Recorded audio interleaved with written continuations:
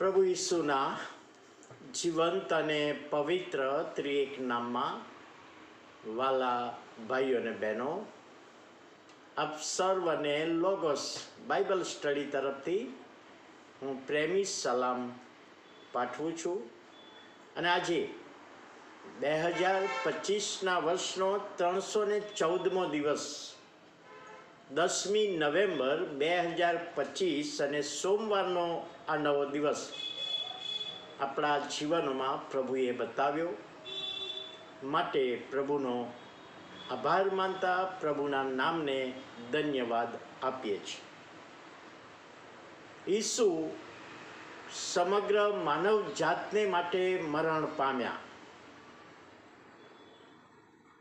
Hitler બીજા વિશ્વ યુદ્ધ દરમિયાન એક પછી એક દેશ જીતતો હતો અને યહૂદીઓનો ખાસ વિરોધી, દુશ્મન, યહૂદીઓની સામૂહિક કતલ તેણે કરેલી. અને હિટલરના સમયમાં જે યહૂદી કેદીઓ હતા, જેઓ સૈનિક તરીકે હતા, એમને કેદીઓ તરીકે પકડીને લઈ ગયા અને એમની સાથે ક્રૂર વર્તન કરતો. એકવાર એ યુદ્ધમાંથી, કેદીઓમાંથી, છાવણીમાંથી એક કેદી નાસી ગયો.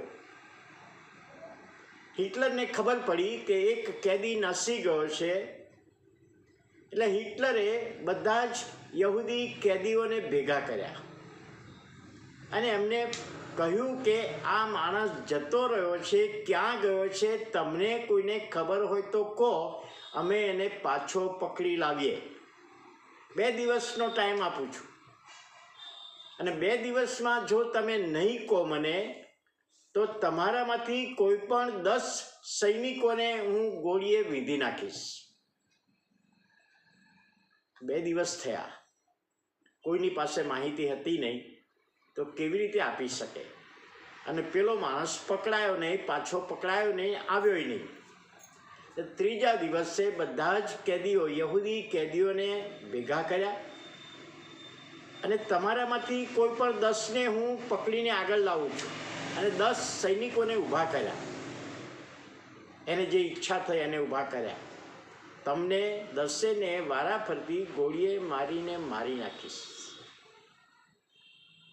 ત્યારે એક સૈનિક કેદી ફ્રાન્સિસ જેક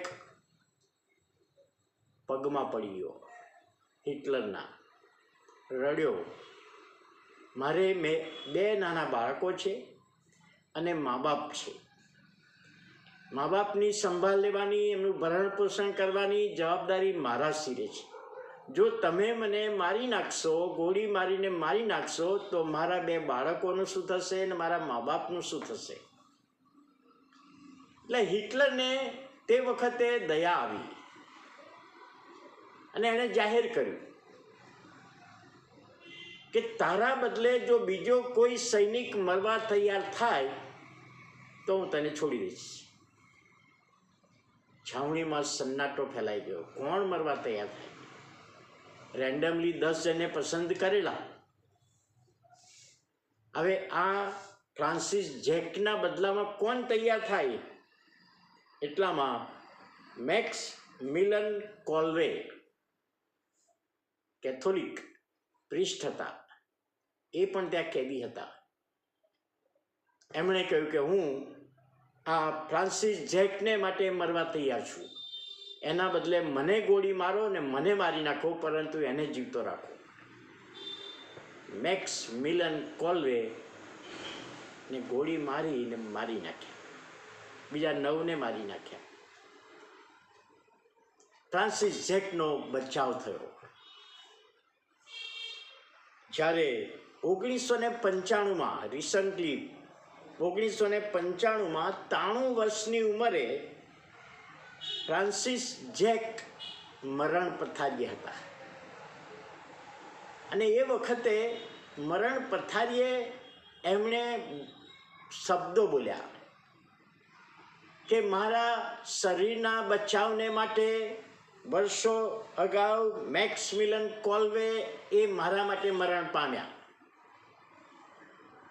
પણ પ્રભુ ઈસુ ખ્રિસ્ત કાલ્વરની ટેકરી ઉપર સમગ્ર માનવ જાતના ઉદ્ધારને માટે મરણ પામ્યા છે. એ વાત આપણે યાદ રાખવી જોઈએ. અને પાઉલ પ્રેરિત પણ કહે છે ને, 1 કોરિન્થી 15મો અધ્યાય ને 3જી કલમ, 1 કોરિન્થી 15મો અધ્યાય 3જી કલમ, ધર્મશાસ્ત્ર પ્રમાણે ખ્રિસ્ત આપણા પાપને સારું મરણ પામ્યા. પ્રભુ ઈસુ ખ્રિસ્ત આપણા માટે મરણ પામ્યા છે.